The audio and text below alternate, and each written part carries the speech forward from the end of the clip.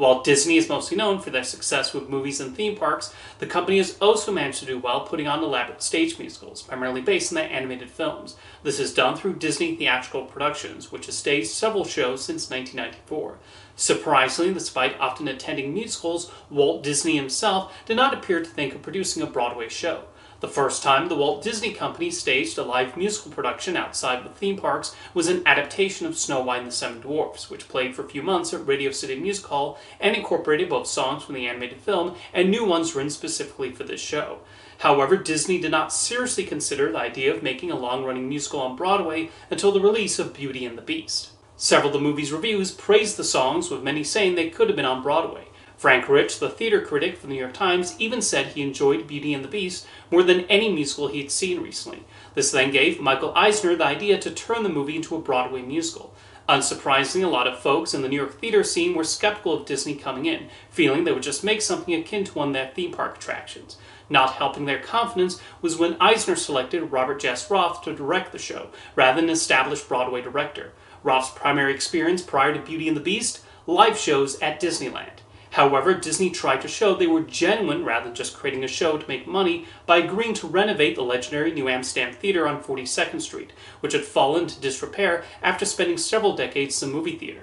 Working with the film's writer, Linda Woolton, and bringing in Alan Menken and Tim Rice to write new songs, the production team sought to translate the movie to stage with the necessary changes while still retaining what audiences love about the story. After initial tryouts in Houston, the show officially premiered on Broadway in 1994, and the critical response was not kind. Reviews about the show was tacky and nothing more than a tourist attraction. The general public disagreed though, and Beauty and the Beast became a massive crowd pleaser, showing Disney had the chops to succeed on Broadway. It would additionally receive 9 Tony Award nominations, including for Best Musical, and win Best Costume Design. The show ran for 13 years on Broadway, making one of the longest-running musicals in New York history, and the various touring productions would prove similarly successful. The original Australian run even notably featured Hugh Jackman as Gaston years before he became Wolverine. The massive success of Beauty and the Beast led Disney Theatrical Productions to look for other movies to bring to the stage. It just so happened that right around the corner, The Lion King would become one of the biggest films of all time, so that quickly became a natural choice to adapt into a stage musical. But with its all-animal cast, people wondered how they would accomplish that. Would it be in the style of Cats, or would they take a different approach? Julie Taymor was hired to direct the show and presented a unique vision inspired by African art styles and utilizing masks, puppets, and other techniques to depict the lions, birds, and other animals. A lot of the key creative team from the animated film, including director Roger Allers, writer Irene Mecci, and composer Hans Zimmer, were also involved in the stage show. After its initial run in Minneapolis, The Lion King premiered at the New Amsterdam Theater in October 1997 and was an incredible critical and commercial success. It was widely praised for Taymor's creative approach in translating the animated film to this format and its expansion of the material, along with the new songs added for the show. The show would receive 11 Tony nominations and would win in 6 categories, including Best Musical. Taymor would also win 2 Tonys for direction and costume design. The Lion King still performs on Broadway to this day, and is currently the 3rd longest running musical in Broadway history, behind The Phantom of the Opera and a revival of Chicago. The touring and international versions of The Lion King have also been big, with the West End production still running at the Lyceum Theatre since it premiered there in 1999. Much like the original film, The Lion King just really tapped into something, and I think part of the stage show's longevity might also have to do with new generations wanting to experience it. Next, Disney decided to adapt The Hunchback of Notre Dame into a stage musical, which was a bit of a surprising choice, seeing as the movie was not quite as big as Beauty and the Beast and The Lion King. However, it did very well in international markets, particularly Europe, so the production premiered in Berlin, Germany instead. While it took several elements from the animated film, the stage musical is closer to Victor Hugo's book, and it was very well received. Even though Alan Menken and Stephen Schwartz would often mention plans to bring The Hunchback of Notre Dame to Broadway, it never happened, although it would eventually premiere at the La Jolla Playhouse in San Diego in 2014. One Disney theatrical production that was originally considered for an animated film, but ended up becoming a stage musical instead, was Aida. Centered on a Nubian princess in Egypt, the show had songs by Elton John and Tim Rice, and was probably not what people might have expected from a Disney-produced musical. However, it was still very successful, running 4 years on Broadway and winning 4 Tonys, including for John Rice's score and Heather Headley's performance in the title role. There are rumors about a possible film adaptation of Aida, with Beyoncé as a candidate to play the lead, but it never happened. A natural choice for a stage musical adaptation was Mary Poppins, although the idea to make one curiously did not originate with Disney. Cameron Mackintosh, the producer of smash hit musicals like The Phantom of the Opera and Les Miserables, met with P.L. Travers in 1993 to turn her books into a stage show. She gave him the rights with a request that it used a primarily British crew and that nobody involved in the movie be invited to work on it. She died a few years later, and afterwards Mackintosh met with Disney to discuss co-producing the show and using the Sherman Brothers songs. Yes, Travers said people involved in the film cannot work on the show, but many of them have since passed, so Mackintosh still technically kept his agreement. Mary Poppins would premiere on the West End in 2004 with a Broadway production 2 years later. Both versions would prove successful with audiences and run for quite a few years. Returning to animated films, Tarzan would be the next production to hit the stage. Following the movie closely, this was the first major flop from Disney Theatrical Productions, closing on Broadway only a year after it premiered, as not many came to see the swinging Jungle Man. However, Tarzan would end up doing a lot better in Germany. Next came The Little Mermaid, which seemed like a natural fit, with its Alan Menken and Howard Ashman songs and the possibilities that could come from its underwater setting. However, the critical response was mixed, and even theatergoers did not show much interest, so much like Tarzan, its Broadway run was short-lived. However, another batch of musicals with Menken songs would be a lot better received.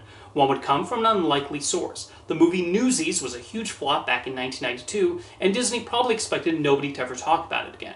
However, it would gain a loyal following of musical lovers on video, which became big enough for Disney Theatrical to decide to bring it to the stage. It played on Broadway for 2 years, then had a national tour, and even released a pro-shot version, the only Disney Theatrical production to get one. Most importantly, Alan Menken would finally win his first Tony Award for his music in Newsies. The other one to make the jump was Aladdin, which was probably not too surprising. After a number of performances around the United States and Europe, Aladdin had a pre-Broadway tryout in Toronto before heading to New York in 2014.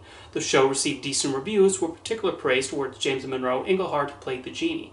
Interesting enough, Jafar was played on stage by Jonathan Freeman, who's also the voice of Jafar in the movie. Aladdin would become a huge success with audiences and continues to run on Broadway to this day. It also received 5 Tony nominations, including for Best Musical, and Iglehart will win Best Featured Actor in a Musical. Menken would additionally provide original songs for a stage adaptation of Sister Act. That show premiered at the Pasadena Playhouse in 2006, where it got great reviews and a strong audience response. It would make its way through a variety of theaters, eventually hitting Broadway in 2011. Even though Sister Act only played a year in New York, the touring production continues to thrive. An unsurprising film to adapt was Frozen, which was a natural candidate with its Broadway-ready songs like Let It Go. The show received okay reviews and strong box office, but it would become affected by the pandemic, closing down Broadway for a while. A few months into the pandemic, Disney Theatrical President Thomas Schumacher announced Frozen would not join The Lion King and Aladdin in reopening once theaters got the go-ahead. His reason was that, with the uncertainty of the theatrical landscape and the economic effects, that running 3 shows at once was not feasible, and Frozen became the casualty. The touring version would continue, though.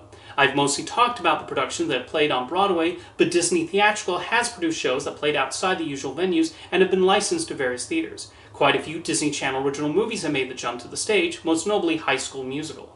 Even though Disney sold Miramax in 2010, they produced a theatrical adaptation of Shakespeare in Love, which has been performed around the world. A stage version of Ben Knobs and Broomsticks started playing a few years ago in the United Kingdom, and The Jungle Book and Hercules have also received the stage musical treatment. Hercules premiered at the open-air Delacorte Theatre in Central Park, then had a brief run in New Jersey a few years later, and is now set to open in the West End in London. The Freaky Friday musical would tour around the United States before eventually being adapted into a Disney Channel original movie in 2018, with Heidi Blickenstaff playing the mother in both the stage and film versions. Winnie the Pooh was adapted into a musical that utilized puppets for the animals in the 100-Acre Wood. It premiered off-Broadway to very positive reviews, followed by a touring production that made brief stops in a number of cities. And Disney Theatrical has several more productions in the works. One that has been in development for a long time has been a musical version of The Princess Bride. Disney was even working on it long before they got partial rights to the film following the 20th Century Fox merger. However, there have not been any updates for a while. Meanwhile, Disney is producing a stage version of The Greatest Showman, which is currently set to premiere in the United Kingdom next year. Of course, Disney is always looking at their animated films for possible adaptation, with Coco and Tangled recently announced as being in the works. Ever since Beauty and the Beast hit the stage, Disney Theatrical Productions has certainly proven itself a successful attempt to expand on the popularity of their movies, and while not every show is hit, enough have done well for Disney to continue to get theatergoers excited. See you next time.